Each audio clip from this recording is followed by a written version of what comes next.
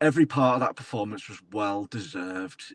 We started at the right tempo. We had a go at them. Don't get me wrong, Cheltenham did try and, quite literally muscle the way into the game. There was some, once again, wrestling tactics, some questionable confrontation with Jordan Turnbull. There was a defender that must like the style of his shirt at every corner, trying to get a bit, but Turnbull certainly didn't play clever. He decided to get involved in that one, and involved with Christian Dennis whilst still riled at the manhandling he'd had. But ultimately, every part of that was just well deserved, as you said. You wouldn't have begrudged Tranmere a third or fourth in that game. Real unlucky that Sam Finlay strike. Literally, that was in slow motion. I think everyone in the Kop saw that. Perfectly, crisply off the bar. He said the goalkeeper was never going to get anywhere near it. Cameron Norman just powered it straight towards the goalkeeper, who, wasn't sure how to control limbs, which pretty much, it was the nail in the coffin, but every bit deserved. There was nothing lucky about that performance. It was fully deserved, and it was the night, as I said, that genuinely the timing of that second goal, it was emotional. It feels massive. It's not done yet. We're not safe yet.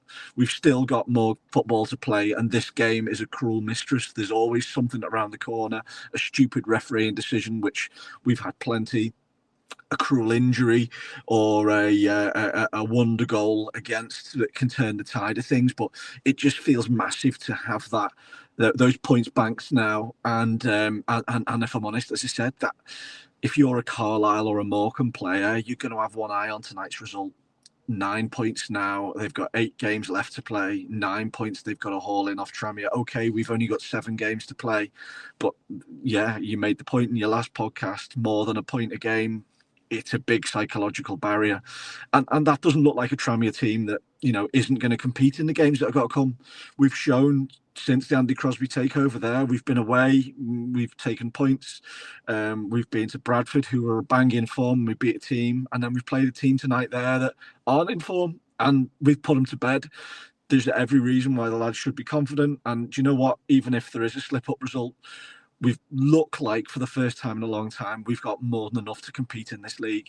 I've suspected all along that we did have in that dressing room more than enough, but I'm not going to lie, I really didn't see that this dressing room coming together as it has done to deliver the points that it has done in the last couple of weeks since that Accrington game. I'd love to think that we can look back at the end of the season and go, Accrington Stanley at home, that defeat when Nigel got sacked, that was rock bottom.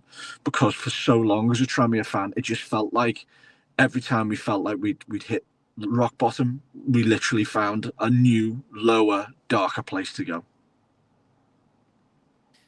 It's interesting to go back to something you pointed out earlier on in your answer about feeling nervous until that second goal went in. I turned to the person I was with midway through the game and said, under Nigel Adkins, I'd have been really biting my nails, thinking this team's going to concede at some point. They've got something in them that means they're not going to be able to see that game out. But at no point, even at 1-0, at no point did I feel like Cheltenham had what it took to break Tranmere down. It just felt like the mentality has completely turned around now.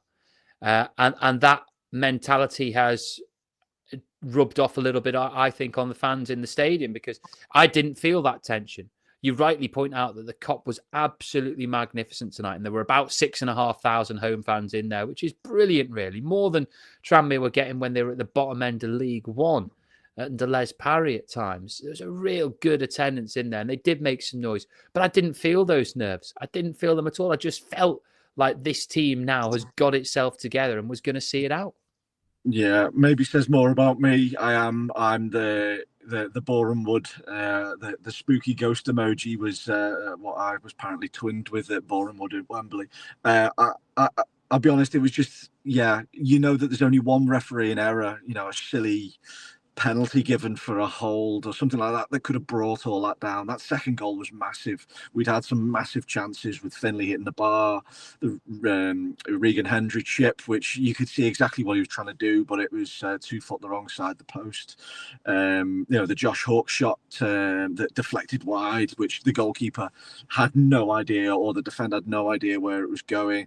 We'd had big chances to get a couple of goals clear.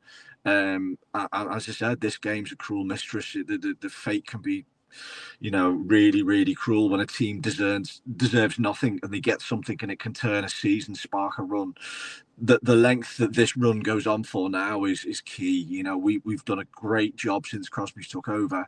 Let's just keep it rolling for at least a couple more weeks, and then we can sit down, we can have a post-mortem on the season.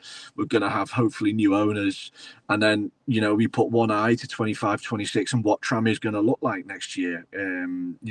Whether it is a promotion push campaign with a Netflix documentary and a load of funding, is it as you were, and we have a different owner. There's still so many questions to answer, but tonight's not a night to talk about that. Tonight's a night to recognise that fair play.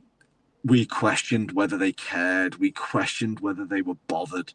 We questioned whether their motives were, for us in the, in the crowd 4-5 weeks ago at that shorter time. Tonight's another example, which we've had a couple in the last couple of weeks, where yes, they do care. Yes, they have pride. The celebrations were just, and do you know what? That's exactly why we go the game, because you want to leave with that feeling you left with tonight. That someone's come to our place, we've represented ourselves as we should, we've took what we deserve from the game, and everyone goes away, enjoys their weekend. That's what it's about. That's why we go. That's the drug that all those footy fans get hooked on. There's nothing better than that feeling, is there? Maybe mine was doused with a little bit more nervousness than yours, but we all left with that ecstasy of knowing that that's exactly what we deserved, what we need, and the Whites are staying up. Ole ole.